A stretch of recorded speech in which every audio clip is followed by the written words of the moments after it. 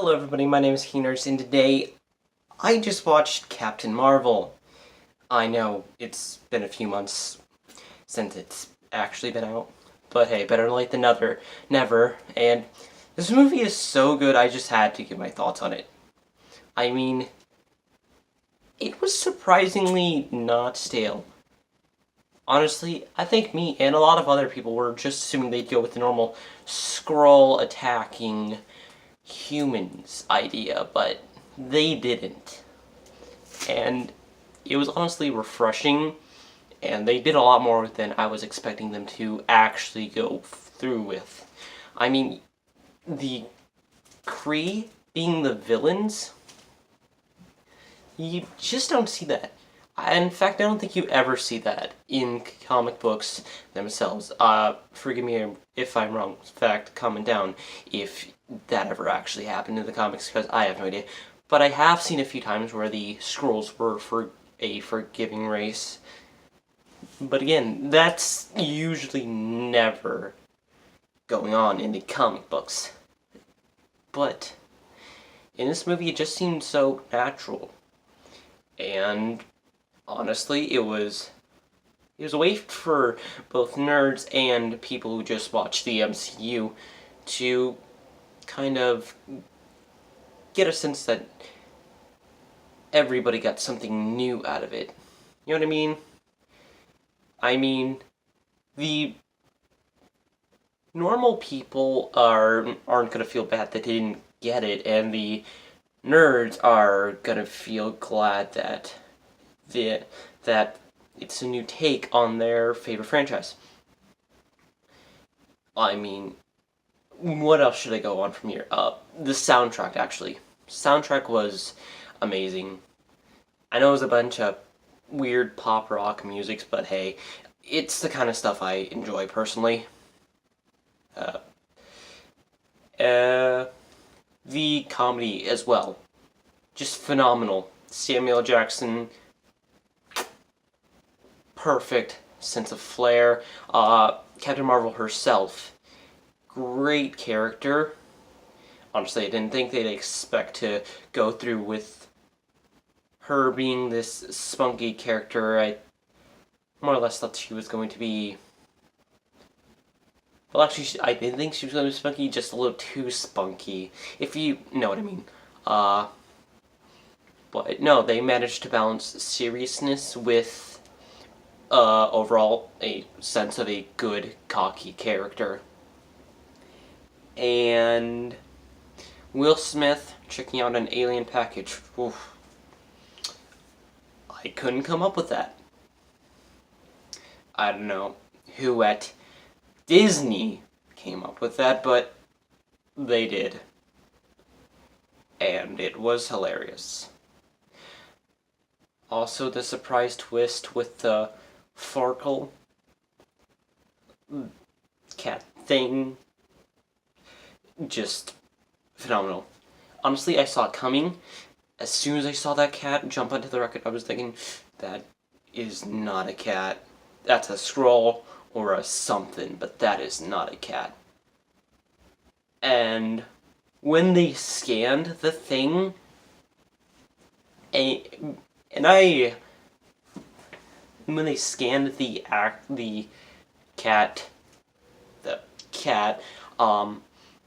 I instantly had the theory that Pegasus is Area 51. That cat is an actual Flurgle. And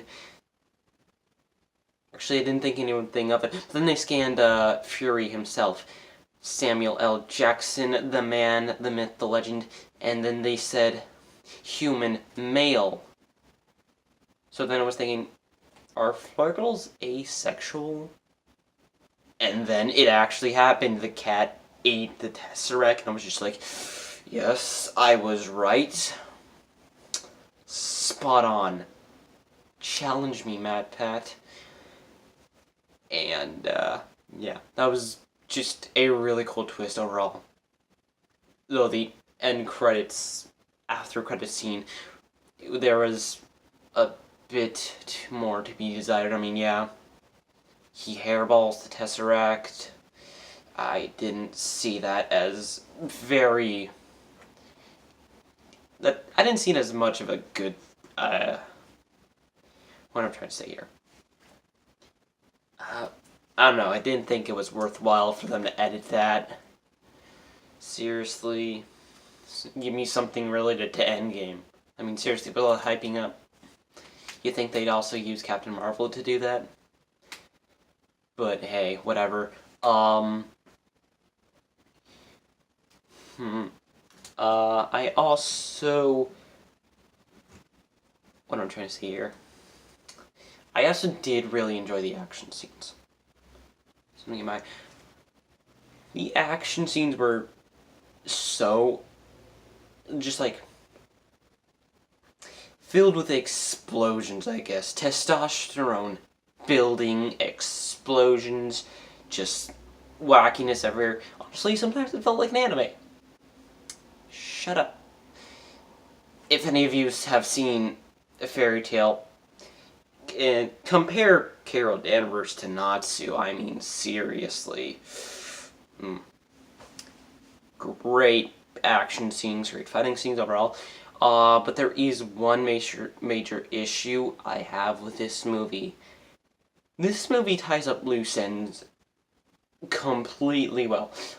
I mean, Carol Danvers reconfiguring Fury's scanner thing, which is what he called with at the end of Infinity War. Awesome. Them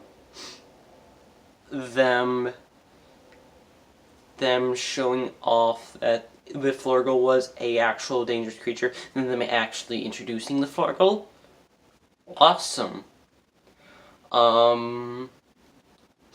Them showing the Two Swords Kree guy when you'd wonder where he was if he wasn't there.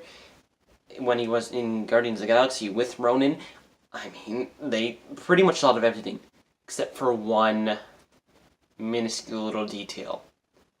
Are you telling me that Captain Marvel, the one that just blew up the giant spaceship freaking pyramid, isosceles pyramid rectangle thing, that blew up that, had trouble helping the Skrulls? Seriously, how many years was it been since that movie, and then to Infinity War? She's only helping out in Endgame. I mean, she couldn't have helped with Loki. She couldn't have helped with Ultron or the actual first Infinity War. That is a major plot point that I didn't really get, but hey, I guess the Kree War, the Skrull and Kree War might have gone that far.